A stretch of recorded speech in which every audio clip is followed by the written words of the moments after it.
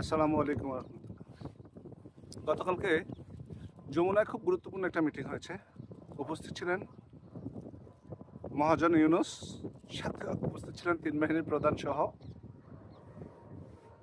আমাদের নিরাপত্তা উপদেষ্টা নাদিবাজ খলিলুর রহমান, প্লাস পররাষ্ট্র উপদেষ্টা, স্বরাষ্ট্র উপদেষ্টা সহ গুরুত্বপূর্ণ ব্যক্তিবর্গগণ। আর সেই বৈঠকের পোশাকি নাম ছিল ঢাকা সহ সমগ্র বাংলাদেশের নিরাপত্তা উন্নতিকরণ নিয়ে। এটা হচ্ছে অবৈধ সরকারের কথা। আর ভিতরের কথা হচ্ছে বৈঠক হচ্ছে ব্লাডি করিডোর নিয়ে। ব্লাডি করিডোরের কথা বলেছেন হচ্ছে সেনাবাহিনীর প্রধান ওয়াকারুজ্জামান। ওয়াকারুজ্জামানের একটাই কথা, কোনোভাবেই এখানে করিডোর দেওয়া যাবে না, কারণ করিডোর দেওয়ার পরে আপনার এখানে অনেক কিছু হওয়ার সম্ভাবনা থাকতে পারে। এখন বলতেছে এটা মানবিক করিডোর, তো সেখানে যদি আপনার যুদ্ধের এক পর্যায়ে যদি অস্ত্র ঢুকে যায় বা অস্ত্র গোলাবারুদ দেয়, তখন বাংলাদেশ আক্রমণের শিকার হওয়ার সম্ভাবনা থাকতে পারে। এটা সমূহ সম্ভাবনা আছে, বাংলাদেশ আক্রমণের শিকার হইতে পারে। এখন আমার প্রশ্ন হচ্ছে, যে বা যারা মনে করতেছে যে ইউনুস লং টাইম ক্ষমতায় বসার জন্য আমেরিকার প্রেসক্রিপশন মেনে সব কিছু করবে, অনেক কিছু ইউনুসের করা সম্ভব না। ইউনুস এতদিনে বুঝে গেছে। ইউনুস চেয়েছিল এই করিডোরটা খলিলুর রহমান এবং প্রিন্সিপাল স্টাফ অফিসার সেনাবাহিনীর একটা চুতিয়া আছে কামরুল ইসলাম, এই দুজনকে দিয়ে সে করিডোরের কাজটা শেষ করে ফেলবে ওয়াকারুজ্জামানকে অ্যাবসেন্সে রেখে। যেভাবে সে খলিলুর রহমানকে যখন নিয়োগ দেয় তখন ওয়াকারুজ্জামান দেশের বাইরে ছিল। খলিলুর রহমান হচ্ছে বাংলাদেশের ইতিহাসে, স্বাধীন বাংলাদেশের ইতিহাসে একমাত্র নিরাপত্তা উপদেষ্টা যিনি হচ্ছেন আমেরিকার নাগরিক। ওর আরেকটা নাম হচ্ছে, ওর ফেসবুক অ্যাকাউন্টের নাম হচ্ছে রজার রহমান, ঠিক আছে? তো ও 2001 সালে একজন অতিরিক্ত সচিব ভদ্রমহিলার সাথে পরকীয়া ছিল। সেই পরকীয়ায় ওই মহিলা জামাই মহিলাকে মেরে ফেলে এবং মহিলার জামাই নিজে সুইসাইড করে। এইটার পিছনে এই খলিল দায়ী ছিল, ঠিক আছে? ওই 2001 সালে সে দেশ থেকে পালাইছে। তো যাই হোক, এখন এই ওয়াকারুজ্জামান কোনোভাবেই মায়ানমারকে কোনো ধরনের করিডোর দিতে রাজি নয়।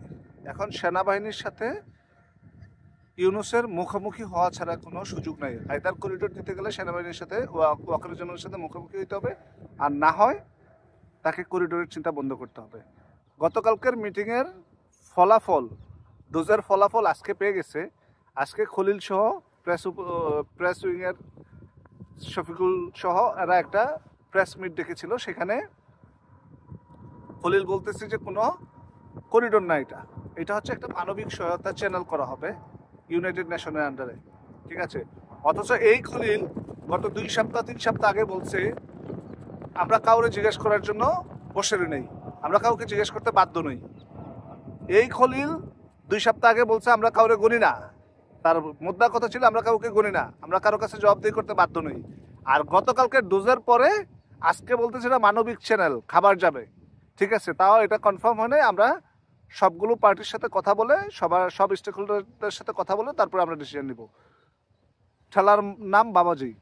এখন এই করিডোরের ফলে বাংলাদেশে একটা বৃহৎ যুদ্ধের সংখ্যা থাকতে পারে, কারণ মিয়ানমারে এখন যে জিনিসটা চলতেছে সেটা কবে শেষ হবে, এটার শেষটা কখন কি এটা কেউ জানে না। কারণ মিয়ানমার সেনাবাহিনী অস্তিত্বের সাথে এই যুদ্ধ জড়িত। সেনাবাহিনী সর্বসাকুল্যে শেষ পর্যায়ে এটা দেখে ছাড়বে যে এটা শেষ কোথায়।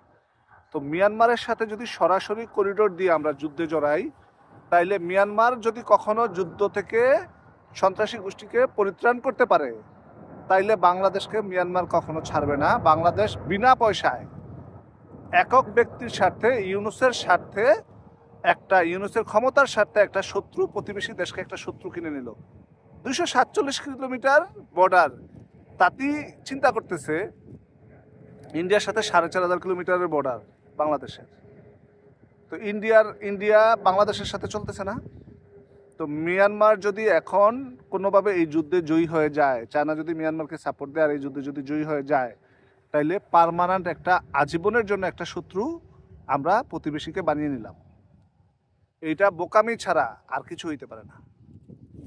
ইউনুসের ব্যক্তি স্বার্থের কারণে, ইউনুসের ক্ষমতার লালসের কারণে আজকে এই করিডোর নিয়ে এত কিছু হচ্ছে। বাংলাদেশের প্রতিটা জায়গাতে ইউনূস নিজের স্বার্থ ব্যবহার করার জন্য আজকে এই পজিশনে দাঁড় করিয়েছে। নিজের স্বার্থ ব্যতীত ইউনূস কোনো কিছু করতেছে না। আগেও বলেছি, এখনো বলেছি, ইউনূস কখনো বাংলাদেশের স্বার্থে ক্ষমতায় বসে নাই। ইউনূস তার ব্যক্তি স্বার্থের কারণে ক্ষমতায় বসেছে।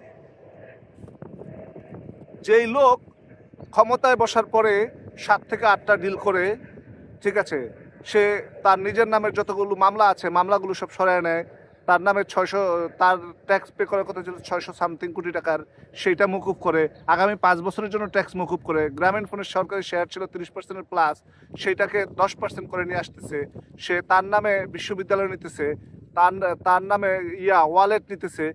সেই লোক কেমনে মানুষের স্বার্থে ক্ষমতায় বসে? আমি বুঝি না। মানুষ, আচ্ছা ঠিক আছে, আমলিক করে, ঠিক আছে, এটা বাদ দেন, কিন্তু ভাই একবার চিন্তা করেন তো, আসলে কি সে তা আপনাদের জন্য ক্ষমতায় বসছে? আপনাদের জন্য ক্ষমতায় বসে নাই। আপনাদেরকে গণার সময়ও নাই তার কাছে। যখন তার পাওনা শেষ হবে, তার নেওয়া শেষ হবে, সুদখোর কখনো ভালো মানুষ হইতে পারে না। সুদখোরই সমাজে সুদখোরের অবস্থান, আপনি আপনার আশেপাশে যে সুদখোরগুলো আছে তাদের অবস্থানটা একবার চিন্তা করে দেখেন। সুদখোরের অবস্থান সুদখোর কখনো ভালো মানুষ হইতে পারে না। ও তো সুদখোর। ওর যখন গ্রামীণ ব্যাংক দেউলিয়া পর্যায়ে, তখন জননেত্রী শেখ হাসিনা 400 কোটি টাকা দিয়ে নিদাবি দিয়ে ওর গ্রামীণ ব্যাংকের আজকের এই পজিশনে আনছে। আর তার প্রতিকার স্বরূপ আজকে সে এগুলো করতেছে। এই বাংলার মাটিতে ইউনূসের বিচার একদিন হবে ইনশাল্লাহ, যদি আল্লাহ সুযোগ দেয় তাকে বা হায়াতে বাঁচায় রাখে। করিডোর বাংলাদেশে হবে না, এইটাই ফাইনাল। যে যত কথাই বলুক, মানবিক বলুক আর সামরিক বলুক, কোনো করিডোর সেনাবাহিনীর প্রধান ওয়াকারুজ্জামান মানবে না কোনো করিডোর। 3 বাহিনীর প্রধান কখনোই মানবে না। ঠিক আছে? জয় বাংলা, জয় বঙ্গবন্ধু।